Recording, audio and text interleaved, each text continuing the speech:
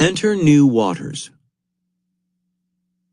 The Hollywood studio MGM had been good to Joan Crawford.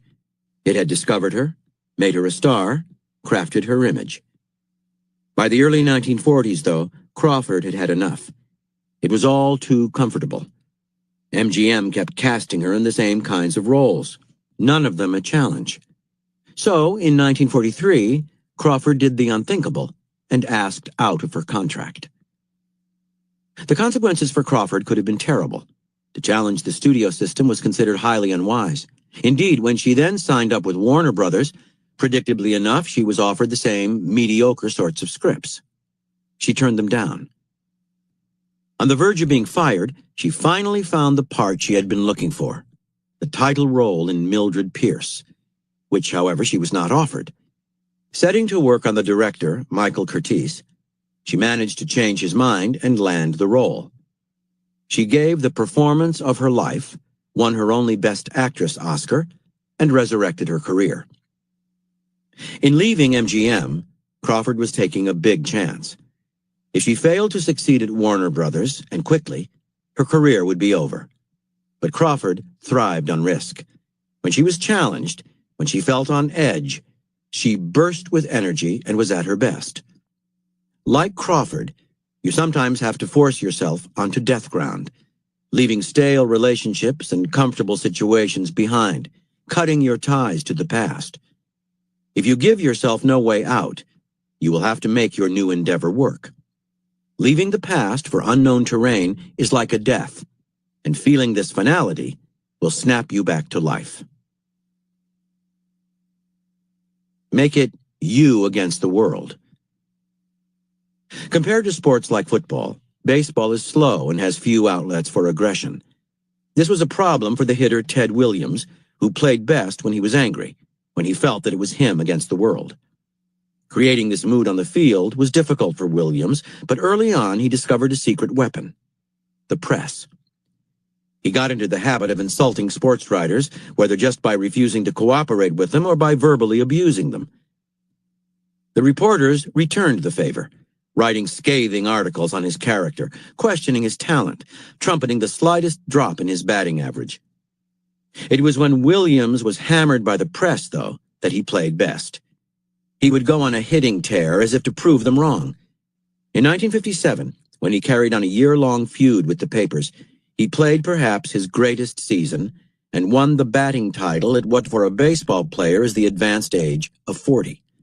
As one journalist wrote, hate seems to activate his reflexes like adrenaline stimulates the heart.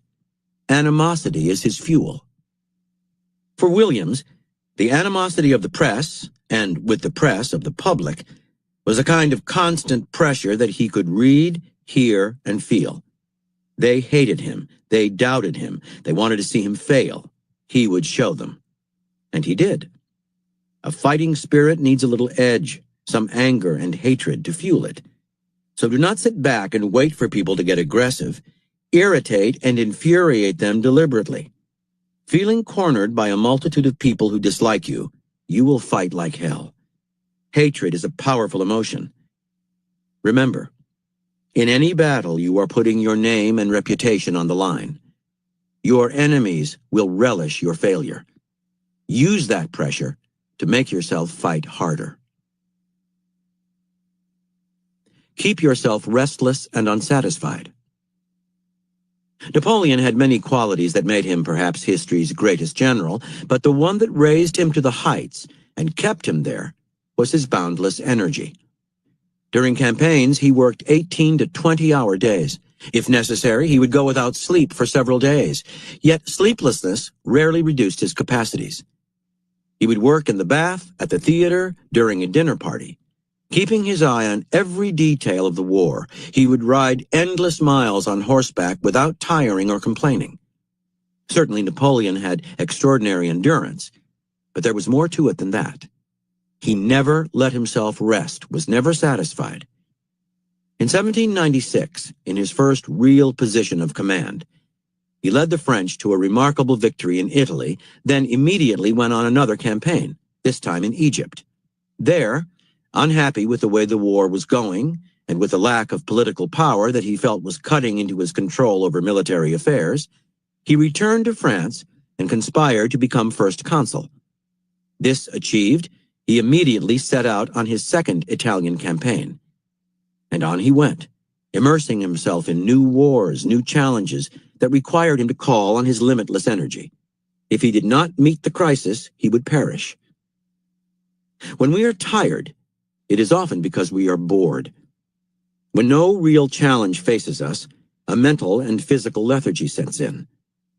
Sometimes death only comes from a lack of energy, Napoleon once said, and lack of energy comes from a lack of challenges, comes when we have taken on less than we are capable of. Take a risk, and your body and mind will respond with a rush of energy. Make risk a constant practice. Never let yourself settle down. Soon, living on death ground will become a kind of addiction. You won't be able to do without it.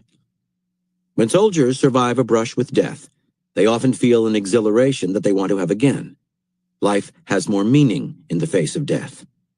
The risks you keep taking, the challenges you keep overcoming, are like symbolic deaths that sharpen your appreciation of life.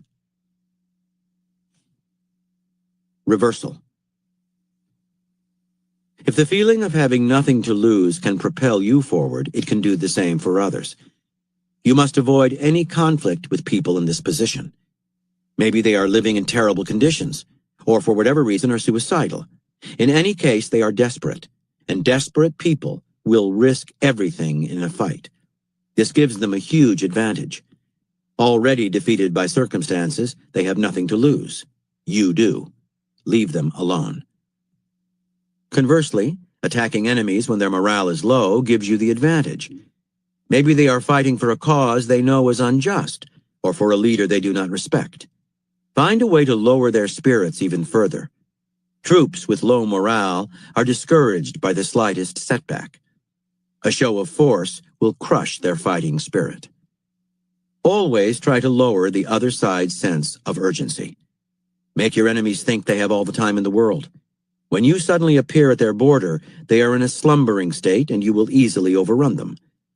While you are sharpening your fighting spirit, always do what you can to blunt theirs. Here are some further reflections on the death ground strategy. From Hernán Cortés, Conqueror of Mexico, by Salvador de Madariaga. Cortés ran all that aground with the 10 ships. Cuba, to be sure, was still there, in the blue sea, with its farms, its cows, and its tame Indians, but the way to Cuba was no longer through sunny blue waves, rocked in soft idleness, oblivious of danger and endeavor. It was through Motezuma's court, which had to be conquered by ruse, by force, or by both. Through a sea of warlike Indians who ate their prisoners and donned their skins as trophies. At the stroke of their chief's masterly hand, the 500 men had lost that flow of vital memories and hopes which linked up their souls with their mother island. At one stroke, their backs had been withered and had lost all sense of life. Henceforward, for them, all life was ahead, towards those forbidding peaks which rose gigantically on the horizon as if to bar all access to what was now not merely their ambition, but their only possible aim. Mexico, mysterious and powerful, behind the conflicting tribes. From Hagakure, the Book of the Samurai, by Yamamoto Tsunetomo. Meditation on inevitable death should be performed daily. Every day when one's body and mind are at peace, one should meditate upon being ripped apart by arrows, rifles, spears, and swords, being carried away by surging waves, being thrown into the midst of a great fire, being struck by lightning, being shaken to death by a great earthquake, falling from 1,000-foot cliffs, dying of disease, or committing seppuku at the death of one's master. And every day without fail, one should consider himself as dead. From Phantom Over Vietnam, by John Trotty, USMC. There is something in war that drives so deeply into you that death ceases to be the enemy, merely another participant in a game you don't wish to end. From Journey to Ixtlan, The Lessons of Don Juan, by Carlos Castaneda. "You don't have time for this display, you fool," he said in a severe tone. "This, whatever you're doing now, may be your last act on Earth. It may very well be your last battle. There is no power which could guarantee that you are going to live one more minute. Acts have power," he said, "especially when the person acting knows that those acts are his last battle. There is a strange consuming happiness in acting with the full knowledge that whatever one is doing may very well be one's last act on Earth. I recommend that you reconsider your life and bring your acts into that light. Focus your attention on the link between you and your death without remorse or sadness or worrying. Focus your attention on the fact that you don't have time, and let your acts flow accordingly. Let each of your acts be your last battle on Earth. Only under those conditions will your acts have their rightful power. Otherwise, they will be, for as long as you live, the acts of a timid man."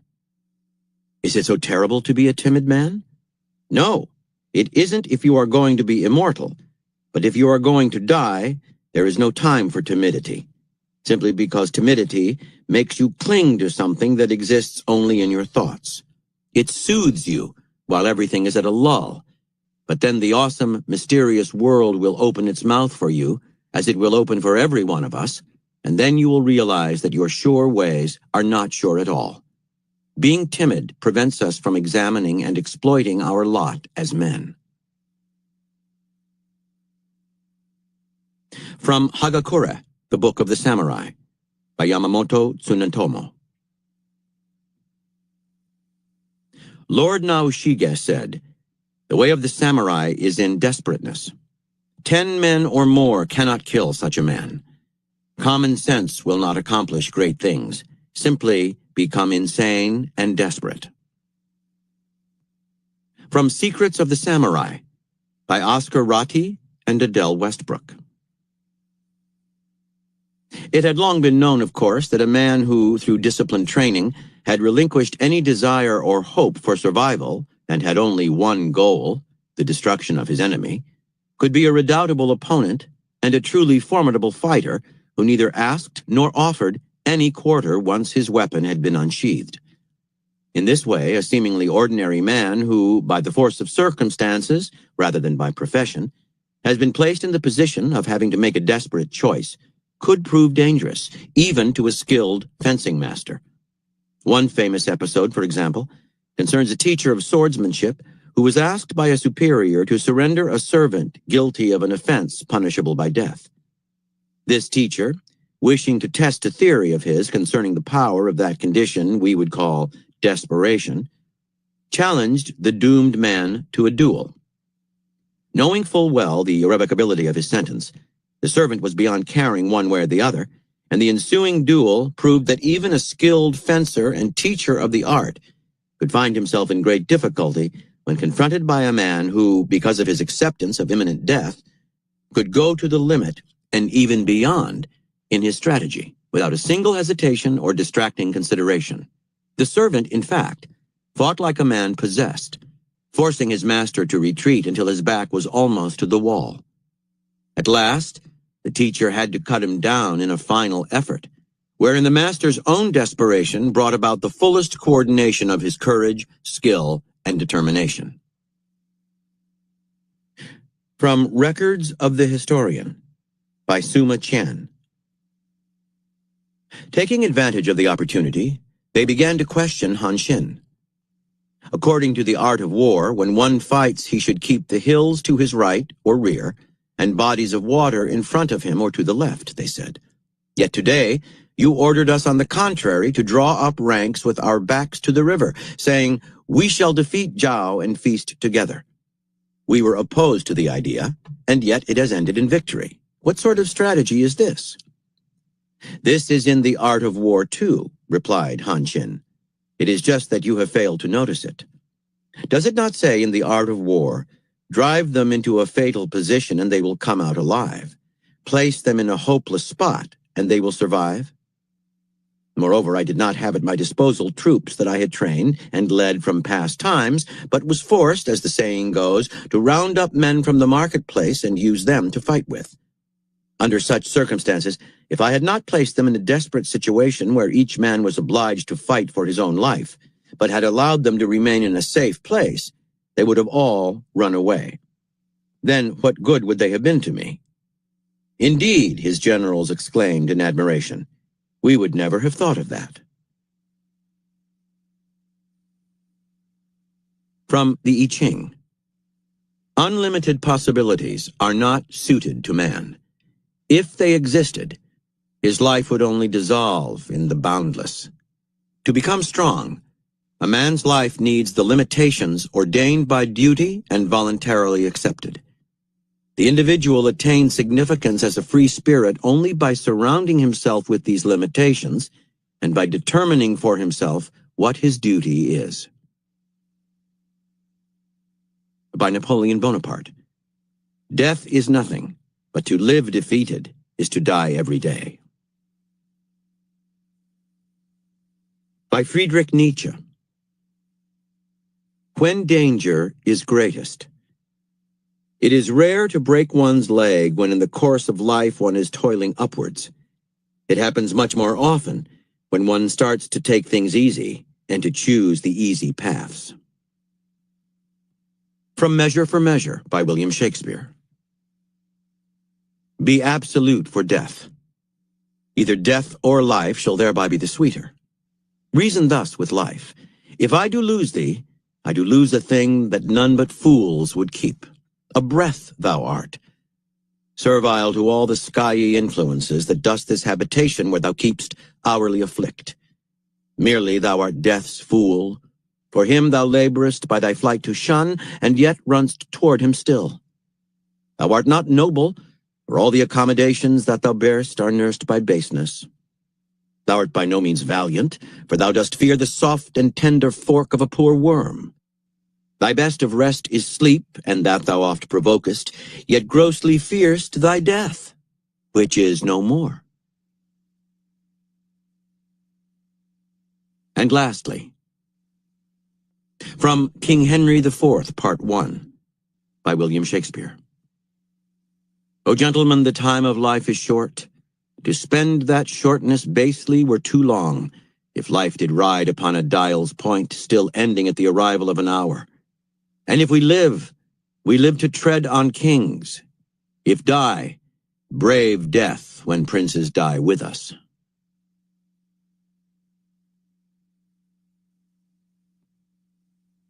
Part 2. Organizational Team Warfare.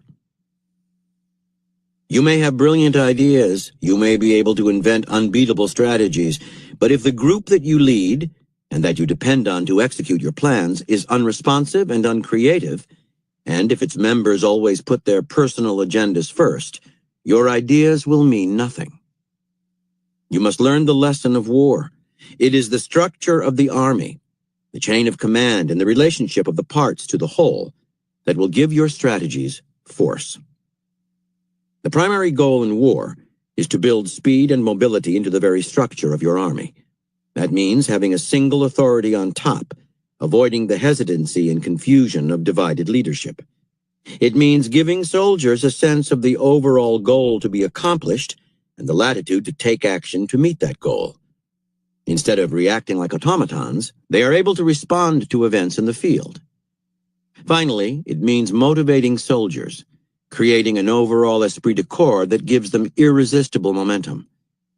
With forces organized in this manner, a general can adapt to circumstances faster than the enemy can, gaining a decided advantage. This military model is extremely adaptable to any group. It has one simple requirement. Before formulating a strategy or taking action, understand the structure of your group. You can always change it and redesign it to fit your purposes. The following 3 chapters will help you focus on this critical issue and give you strategic options. possible organizational models to follow, as well as disastrous mistakes to avoid. Chapter 5. Avoid the snares of groupthink. The command and control strategy. The problem in leading any group is that people inevitably have their own agendas. If you are too authoritarian, they will resent you and rebel in silent ways. If you are too easygoing, they will revert to their natural selfishness and you will lose control. You have to create a chain of command in which people do not feel constrained by your influence, yet follow your lead. Put the right people in place, people who will enact the spirit of your ideas without being automatons. Make your commands clear and inspiring, focusing attention on the team, not the leader. Create a sense of participation, but do not fall into groupthink, the irrationality of collective decision-making. Make yourself look like a paragon of fairness, but never relinquish unity of command. The broken chain. World War I began in August 1914, and by the end of that year, all along the Western Front, the British and French were caught in a deadly stalemate with the Germans. Meanwhile, though, on the Eastern Front, Germany was badly beating the Russians, allies of Britain and France. Britain's military leaders had to try a new strategy, and their plan, backed by First Lord of the Admiralty Winston Churchill and others, was to stage an attack on Gallipoli, a peninsula on Turkey's Dardanelles Strait. Turkey was an ally of Germany's, and the Dardanelles was the gateway to Constantinople, the Turkish capital, present-day Istanbul. If the Allies could take Gallipoli, Constantinople would follow, and Turkey would have to leave the war. In addition, using bases in Turkey and the Balkans, the Allies could attack Germany from the southeast, dividing its armies and weakening its ability to fight on the Western Front. They would also have a clear supply line to Russia. Victory at Gallipoli would change the course of the war. The plan was approved, and in March 1915, General Sir Ian Hamilton was named to lead the campaign. Hamilton, at 62, was an able strategist and an experienced commander. He and Churchill felt certain that their forces, including Australians and New Zealanders, would outmatch the Turks. Churchill's orders were simple: take Constantinople. He left the details to the general.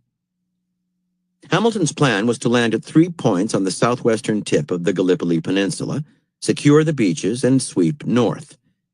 The landings took place on April 27th. From the beginning, almost everything went wrong. The Army's maps were inaccurate. Its troops landed in the wrong places. The beaches were much narrower than expected. Worst of all, the Turks fought back unexpectedly, fiercely, and well. At the end of the first day, most of the Allies' 70,000 men had landed, but they were unable to advance beyond the beaches, where the Turks would hold them pinned down for several weeks. It was another stalemate. Gallipoli had become a disaster. All seemed lost. But in June, Churchill convinced the government to send more troops, and Hamilton devised a new plan. He would land 20,000 men at Suvla Bay, some 20 miles to the north. Suvla was a vulnerable target.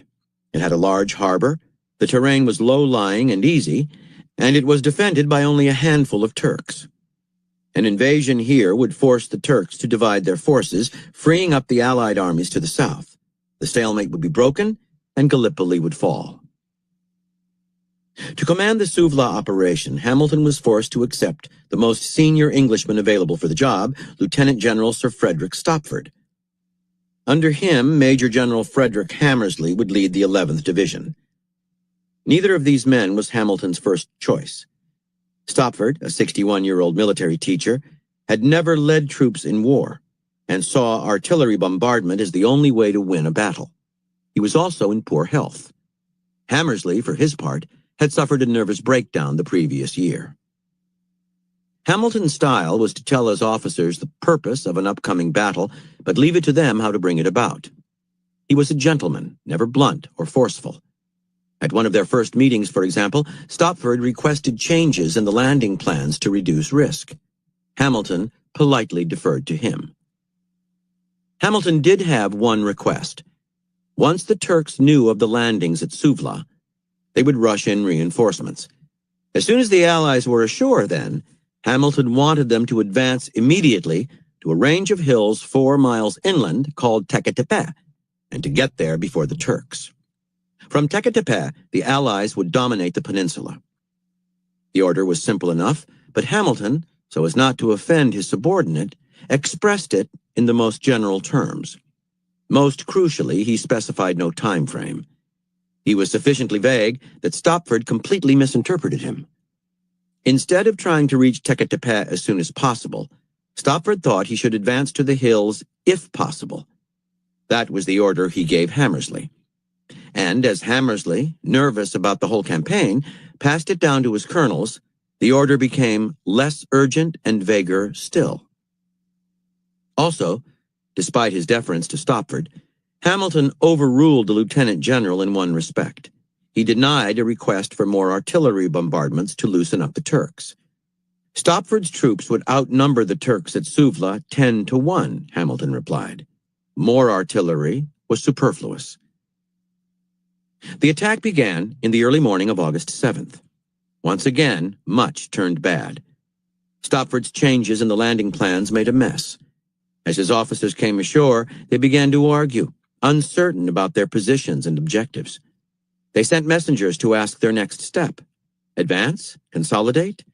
Hammersley had no answers. Stopford had stayed on a boat offshore from which to control the battlefield, but on that boat he was impossible to reach quickly enough to get prompt orders from him. Hamilton was on an island still farther away.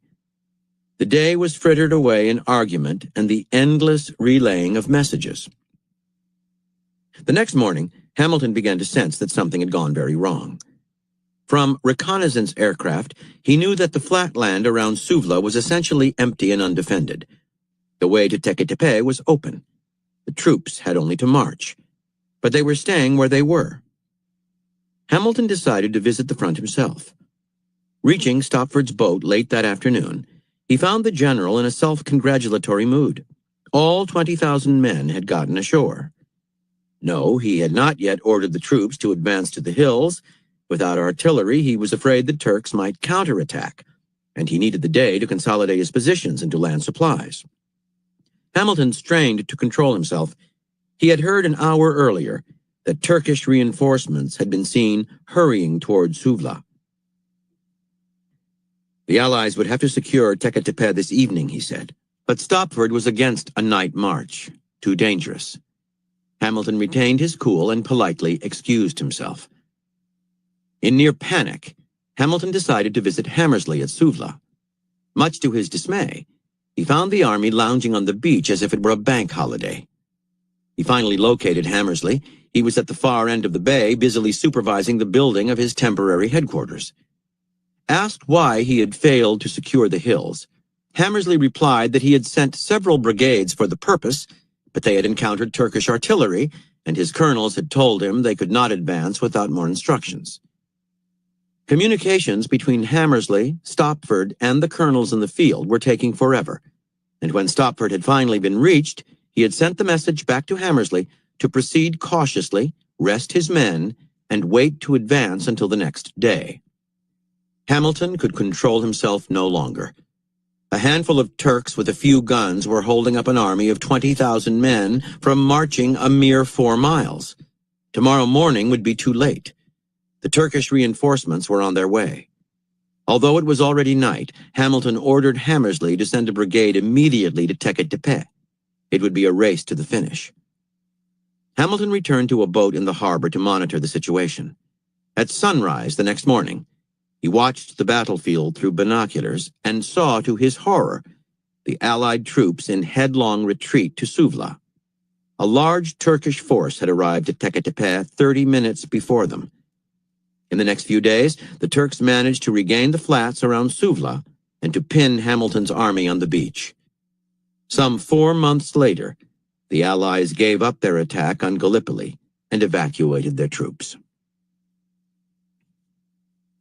Interpretation. In planning the invasion at Suvla, Hamilton thought of everything. He understood the need for surprise, deceiving the Turks about the landing site. He mastered the logistical details of a complex amphibious assault. Locating the key point, Teke-Tepe, from which the Allies could break the stalemate in Gallipoli, he crafted an excellent strategy to get there. He even tried to prepare for the kind of unexpected contingencies that can always happen in battle. But he ignored the one thing closest to him, the chain of command, and the circuit of communications by which orders, information, and decisions would circulate back and forth. He was dependent on that circuit to give him control of the situation and allow him to execute his strategy. The first links in the chain of command were Stopford and Hammersley. Both men were terrified of risk, and Hamilton failed to adapt himself to their weakness. His order to reach Teke-Tepe was polite, civilized, and unforceful, and Stopford and Hammersley interpreted it according to their fears. They saw Teke-Tepe as a possible goal to aim for once the beaches were secured. The next